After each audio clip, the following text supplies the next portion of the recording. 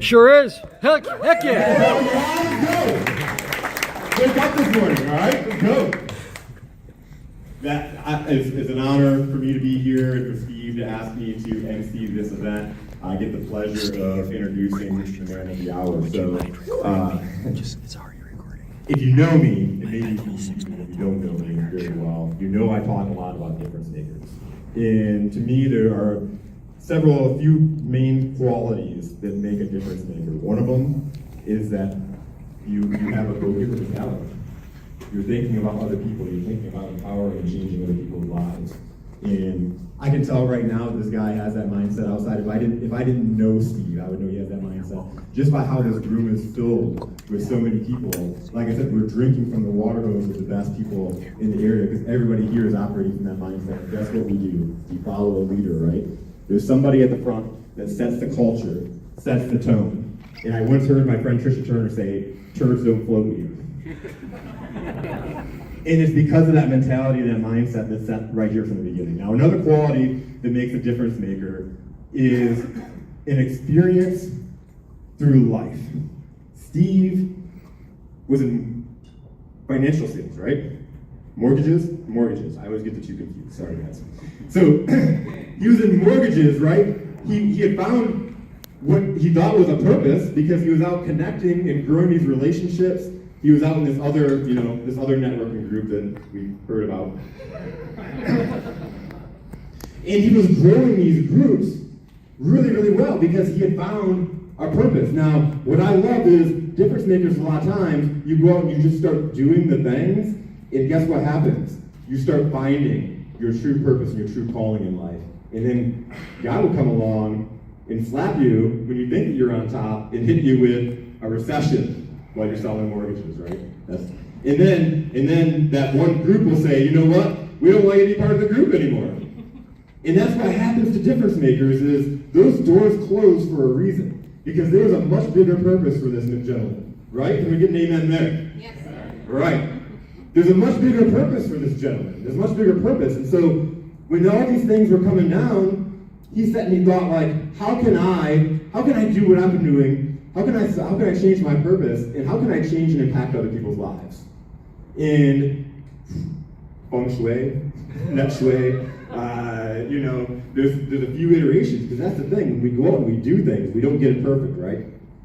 How many entrepreneurs are in the room here? I should be getting more claps and cheers on that. How many of us went out there and we're doing the things? Did we wait for the perfect circumstances? No, the perfect circumstances never came along. Right? We had to do it now, and we had to go figure it out. And that's what I love about Steve, because he took, hey, what is wrong with traditional networking? What is wrong with traditional connecting? I was talking to somebody here that said, you might not believe this, but most people in business don't like doing these things. They don't put themselves out. And I'd say they've never been to a serious networking. And so, it's my pleasure and my honor to introduce the man that has created this whole entire thing, Steve Zyskowski.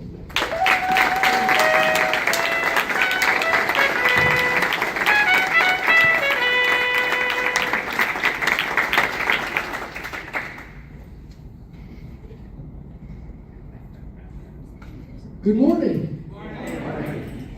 It's great to see you here today. So many amazing people. Caerusnet members, past, present, and future, I like to say, come to these events. And today is a celebration of relationships. It's a celebration of you, today's local small business professional. When people see Caerusnet today, they see successful referral teams, talented facilitators, and hundreds of professionals helping one another grow. What they don't always see is why it exists. There was a season in my life during the great financial collapse when it felt like everything was falling apart. Went through a difficult divorce with 2 young kids, had to file for bankruptcy, turned many homes back to the bank in foreclosure. I discovered what depression felt like for the very first time. And to top it all off, as Jason suggested, I was asked to lead the networking organization that I helped build and love with some of the people that are in this room. They're still friends today. At that time, I felt like everything was against me, and I felt like everything was rejection. I thought I had lost everything. I questioned my own decision making, but sometimes life has a funny way of removing what's comfortable so you can discover something meaningful. Looking back now, getting kicked out of that networking organization certainly wasn't the worst thing that happened to me. May have been one of the greatest gifts because it forced me to ask a question that I had never asked before. And that was, what if referral marketing could be different? What if it wasn't built around pressure? What if it wasn't about keeping score, Doug Marshall? What if people actually enjoyed helping each other succeed? What if relationships came before referrals? And the answer to that question became Caerusnet. And over the last 18 years, I've learned something that has not only changed my business, but my life. And that's that business owners often think like hunters. They're chasing the next customer, the next sale, the next referral, always looking for the next opportunity. But the most successful people I have ever met do not think like hunters. They think like farmers. A farmer doesn't plant a seed on Monday and expect corn by Friday. They prepare the soil. They plant intentionally. They water consistently. They remove the weeds. They stay patient. And eventually, the harvest comes. Relationships work exactly the same way. Every conversation is a seed. Every follow-up is water. Every introduction is fertilizer. Every act of kindness strengthens the roots. Referrals are simply the harvest. Too many people chase referrals. We've chosen to cultivate relationships. That's why Caerusnet works. We built a culture where people don't just exchange business cards. They celebrate one another's victories. They look for ways to open doors, to become trusted advisors, and over time, they become friends. When trust grows, referrals naturally follow. You cannot force a harvest, but you can create the conditions where one becomes inevitable. That's relationship farming. And as I look around this room today, I'm reminded that every one of us has an opportunity to plant seeds.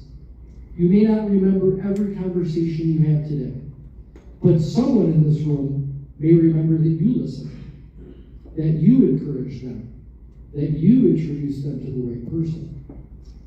That one conversation could change a business. It could change a family, it could even change a life. I know because one painful season changed mine. If I hadn't lost everything, I may have never discovered what truly matters. And what matters isn't how many referrals we receive, it's how many people are better because we are willing to invest in them. So today I want to leave you with one simple challenge. Don't leave here asking, who can help me? Leave here asking, whose life can I make better? Because when you become a relationship farmer, the harvest always comes. It's my firm belief that every local business should make referral marketing an essential part of their growth strategy. Today, I have the privilege of sharing the stage with some exceptional relationship farmers who will share with you how they cultivate meaningful relationships.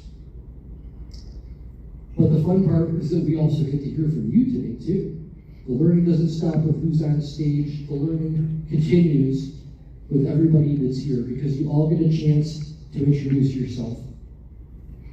With that being said, I'd like to welcome you to the Caerusnet Breakfast. There are a lot of moving parts to today. It's going to be absolutely fantastic. I appreciate you for being here. And before you leave today, be sure you grab a gift bag. There are some fantastic things in here in the gift bag. So thank you for being here. Welcome to the Caerusnet Breakfast. And here's what we're going to start doing now. I'm going to hand the microphone back over to Jason Tracey. And we're going to start doing our first wave of self-introductions, starting with this table right here. I know, you're first. Wait, first already. But anyways, we're then going to go to that table and that table. Jason's going to help you get the microphone and do your self-introductions. And while these first three tables are going, this first table right over here is excused to quietly get their breakfast, come back to the table, enjoy their breakfast as we keep the introductions going. And then we're going to pause with speakers in between self-introductions. Are you guys ready to have a great morning? Thank you so much for being here. All right, this is my favorite topic. I'm making eye contact with you. So remember, there is a gentleman over here playing his trumpet. When he starts playing his trumpet, that means not that you have more time. It means wrap it up. Wrap it up.